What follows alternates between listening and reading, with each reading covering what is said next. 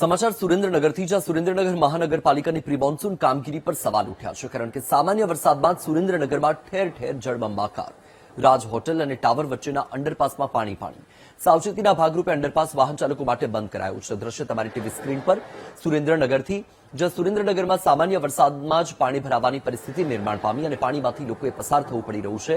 તેની સાથે જ મહાનગરપાલિકાની પ્રી મોન્સૂન કામગીરી પર સવાલ ઉઠ્યા છે કારણ કે એટલો વરસાદ પણ વરસ્યો નથી।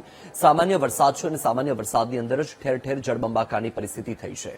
દ્રશ્ય તમારી ટીવી સ્ક્રીન પર રાજ હોટલ અને ટાવર વચ્ચેનો જે અંડરપાસ છે ત્યાં પાણી ભરાયેલા જોવા મળી રહ્યા છે। વાહનના અડધા પૈડા ડૂબી જાય એટલું પાણી ભરાયેલું છે। અત્યારે દ્રશ્યમાં જુઓ કે એક મોટરસાયકલ જે પસાર થઈ રહી છે એ કેટલા પાણીમાંથી પસાર થઈ રહી છે, અડધા ઉપર ટાયર ડૂબી ગયા છે। સુરેન્દ્રનગરમાં ઠેર ઠેર જળબંબાકારની પરિસ્થિતિ છે ત્યારે સાવચેતીના ભાગરૂપે હાલ તો આ જે અંડરપાસ છે રાજ હોટલ અને ટાવર વચ્ચે આવેલો અંડરપાસ જેને વાહન વ્યવહાર માટે બંધ કરવામાં આવ્યો છે। દ્રશ્ય તમારી ટીવી સ્ક્રીન પર સુરેન્દ્રનગરના આજના દિવસ માટે પણ સુરેન્દ્રનગરમાં વરસાદનું એલર્ટ આપવામાં આવ્યું છે। સુરેન્દ્રનગરમાં આજના દિવસમાં ભારે વરસાદ વરસે તેવી સંભાવના પણ છે।